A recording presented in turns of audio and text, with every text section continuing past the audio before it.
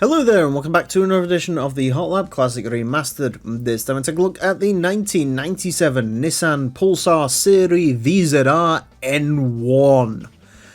Fun fact, the Pulsar Series VZR, the standard version of this, not the N1, is the least viewed episode of the Hot Lap Classic. You people really do not appreciate the Nissan Pulsar / Almera, so we'll give this one a go. I'm going to be interested to see if this one does any better.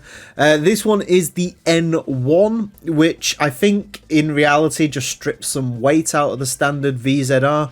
But in the case of this game, it also gives it a little bit of a boost in power. Hence why it's running the race mod, which I think is a bit of a shame because one of the cool things GT2 Plus does is it adds the original version of this car, which has sort of side graphics on it, which are very cool. Whereas in the base game, it's just sort of a white Pulsar / Almera. So, unfortunately, we don't get to see those. But we do get to see the racing mod, which is fine. It's very green. Bits of red in there as well. I mean, it looks alright, but it's not like a peak race mod or anything like that. I probably would have preferred the side decals, but we've got to give the Pulsar a fighting chance, because this was not a very quick car the last time it went round, which might also be another reason it wasn't very popular. Anyways, front engine, front wheel drive, 268 horsepower, 981 kilos. Those are pretty middling stats for a car going around this course, so we'll find out how it does. It is going to have 6 laps of the most sportsland track in order to set the best time it possibly can. Our current leader is the Audi TT LM Edition. That car set a time of a 26.690. The Pulsar N1 unlikely to beat that. In terms of places for this car, the Pulsar, the previous Pulsar, the standard VZR, set a time of a 32 dead, 32.000. So, yeah, we'll see how the N1 gets along, whether it's any quicker or not. This, in case you're wondering, despite being a Nissan, which they're usually pretty good around this course, the Pulsar is one of those cars, well, not the GTIR, obviously, because it's the four-wheel drive one, but the standard Pulsar is one of those low-end front-wheel drive cars. There's quite a few of these in the games.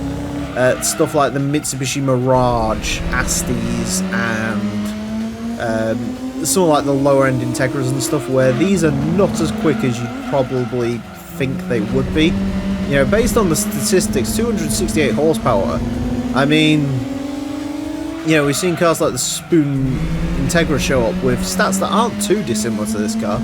It was a little bit lighter and a little bit more powerful, but like not by a great deal amount. And it was a lot quicker than this is turning out to be. That was an almost under 30 car. Whereas by the looks of it at the moment, the N1 31.829 is just sort of struggling to keep its head above water.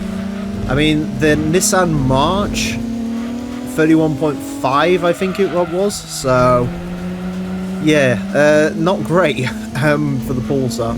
I don't know what it is about this car, it's just not, you know, it's the same with the Mirage Astis, you know, they make about 250 horsepower for a front-wheel drive car. I mean, we've seen stuff like the Fiat Punto GT, you know, that's set like a 30.3 with stats that are like far worse than this.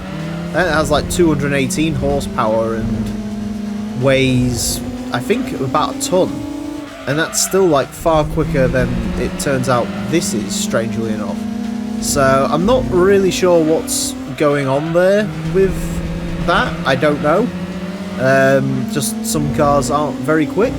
And this is one that the hammer falls on, which is a bit of a shame because as much as the Almera has a very rightfully earned reputation for being quite a dull car, the Pulsar is quite interesting. You know, this is essentially like a Civic Si at home, except, you know, it makes more power than a Civic Si. And, you know, the Mirages, especially like the Cyborgs and stuff, with its 1.6 litre V6 engine, you know, they're kind of cool, but they're just not very quick, as it turns out. And this one is going to be not very quick. It's not a bad time of 31.6.